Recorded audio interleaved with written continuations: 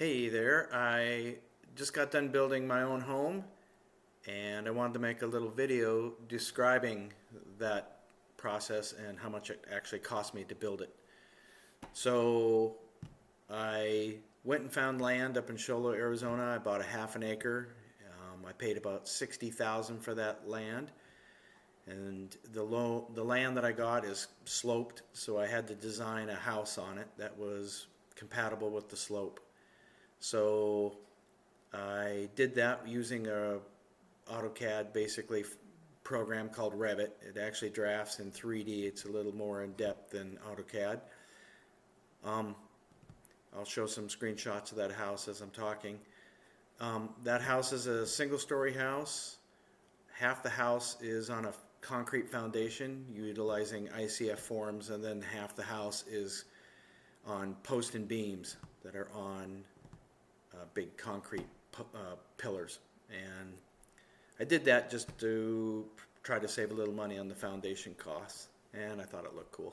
Right now, all in, including land, septic system, I was $304,224.18. That's for a 1,550 square feet house and about a little under a 400 square foot garage. I'll be showing pictures of the house as I go through this, but I submitted the plans to Navajo County, got permits to build. Like I said, I designed the house myself. I did hire a structural engineer to go through my plans to make sure everything was good because of the house being on a post and beam. So just wanted to make sure that was all good. The permits, I paid about $3,200 for the house permit. That included a septic permit. I paid about $1,980 for my structural engineer, and that is not typical. He's a friend of mine that I went to high school with, so probably could have been a lot more than that. The septic system I did hire out. I hired a dirt contractor to come in and dig all the septic system in. He charged me $26,806 to install the septic system. I also hired him to do all the dirt work for the house. So he dug in the foundation and all the areas for the post and beams. I'll show some pictures of that. He charged me another $17,474 for all that dirt work, and that includes digging in the electrical line for the house. So it's everything. I did all my own foundation work. I used ICF forms, and I actually did a ICF monopore, which means I used a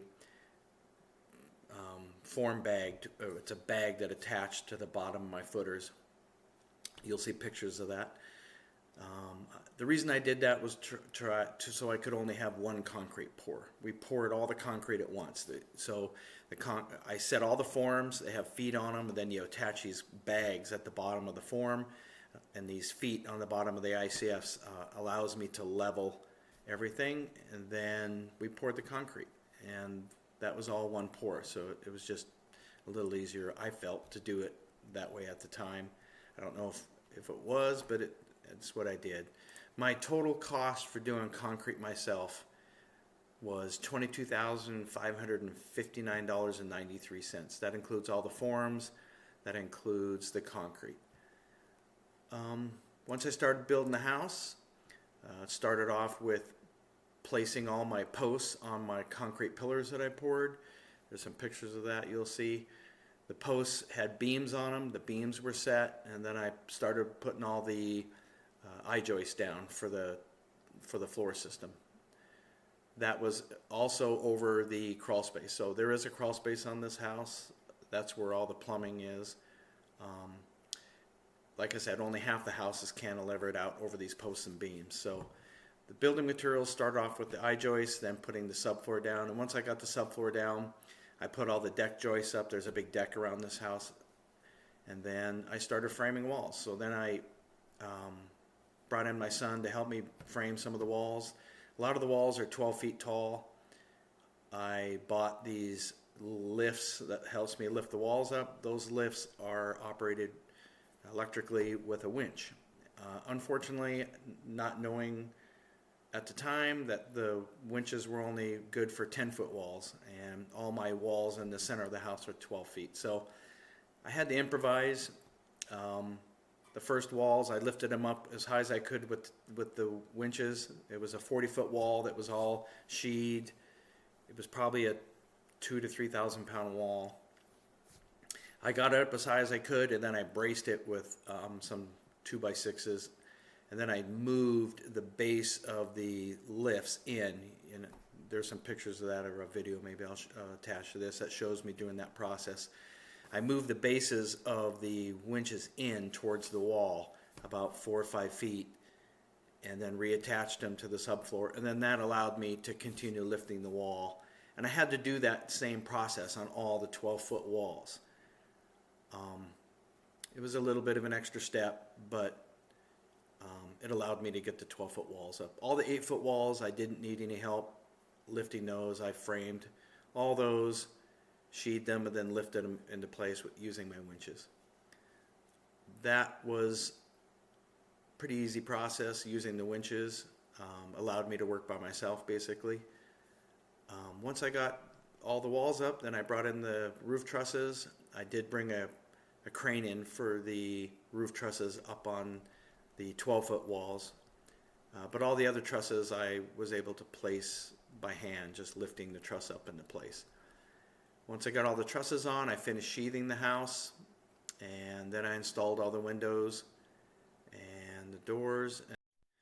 Once I got all the trusses installed, then I had to get all the roof sheathing up on top of the roof. I made a lift out of 2x4s that would get me onto my front porch, and that allowed me to kind of get the sheets all up. They're pretty heavy. They're probably 55 pounds a sheet, and I did get them all up there myself and sheathed all the roofs. I think there's like 5 roofs total that I had to sheathe. I used all zip products on this. I used zip sheathing on the house. I used zip sheathing on the roof. That allowed me to just, once I taped the seams, it allowed the house to be waterproofed. So that was good.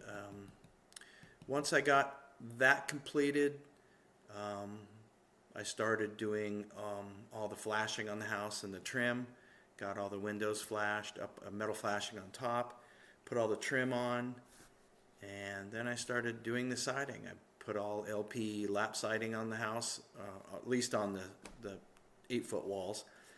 On the whole part of the house where there's 12-foot walls, I designed it with Doug fir, or Douglas fir and fern larch. It's a wood that I was able to get it up in Montana.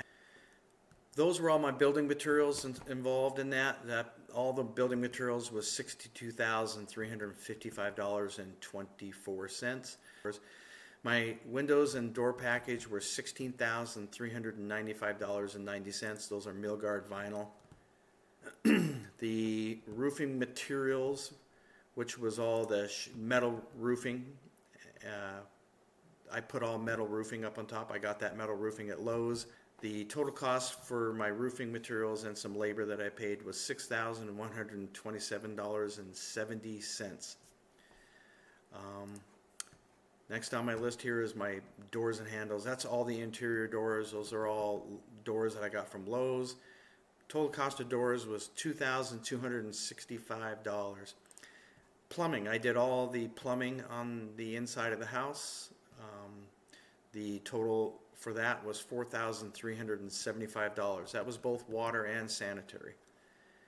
AC systems, I installed mini split heat pumps. I installed 2 of those. They're 2-zone mini splits. That was $4,300.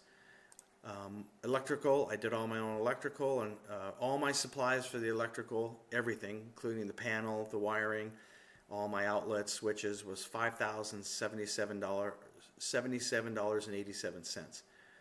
Insulation was all spray foamed, closed cell and open cell in the walls, closed cell under the floor and in the roof. That was $9,238. Drywall, I had the whole house drywalled. That was $12,460. It was probably more like $15,000, but I paid cash and he gave me a discount for that. Interior painting I did all myself, buying the spray gun and the paint was $1,554. The kitchen I used RTA cabinets ready to assemble. I ordered those out of New Hampshire. They are plywood cabinets with a walnut finish. The appliances were all appliances I bought at Lowe's. I tried to buy appliances that were on sale.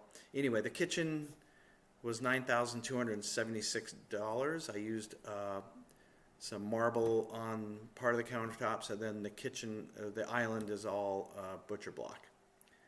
Bathrooms, I admit I went cheap on those, just trying to keep the cost down. It's just a cabin. I used fiberglass inserts from Lowe's for both bathrooms. One has a tub with a shower. The other bathroom has just a 48-inch shower. The vanities I bought at Lowe's also. The bathroom total costs were $3,356. Flooring, I hired a friend to install the flooring, but the flooring materials and paying for the labor was $6,400, and it's luxury vinyl, I guess I call it. I wouldn't really call any vinyl luxury, but it's vinyl flooring. All the exterior caulking and the red paint, that was $1,200. City, I am on city water, even though I'm on septic. The impact fees for the city water were $7,525. And then I used all wood trim within the house, used some walnut trim in the kitchen, and then everywhere else was a good grade of pine board, I believe, that it was stained. It was about $2,500 for all the finished carpentry. You can see that in the pictures. Once I got done with the house, I decided to build a garage. The garage, permit for that, I designed it myself, got the permit, was $545. I again hired the same dirt work contractor. He came in with his machine and dug my footings in. That was $636. I did my own foundation again. When you're doing your own foundation work, it's really easy to just use ICFs, even though garage foundation doesn't need to be insulated. I poured the slab myself, had a friend come up and help me. I paid him some labor, and we did that. The total cost for the foundation on the garage was $8,272.34. And that, like I said, that includes some labor. I framed the walls in place because none of the walls are the same height, and I actually had started framing the walls before the concrete was done. So I framed them in place.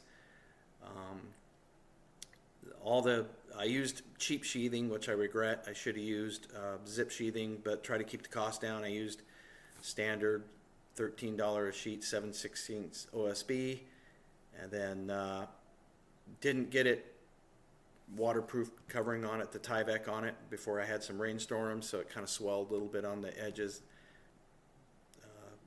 Doors and windows, the garage door I already had from building a house in Montana, so I didn't have to pay any money for the garage door, but the windows and the exterior door were $1,006. Siding, soffits, and the roofing material was $3,704. Again, I used a zip 5/8 roof sheathing, taped it. It was just well worth it. And then I installed the electrical, $634 for the electrical.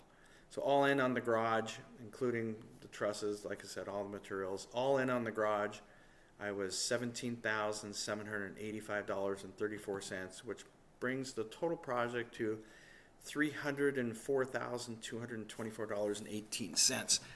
If I had to hire somebody to build this home, it probably would have been closer to $600,000. The house is just over 1,550 square feet. I think it's like 1,551.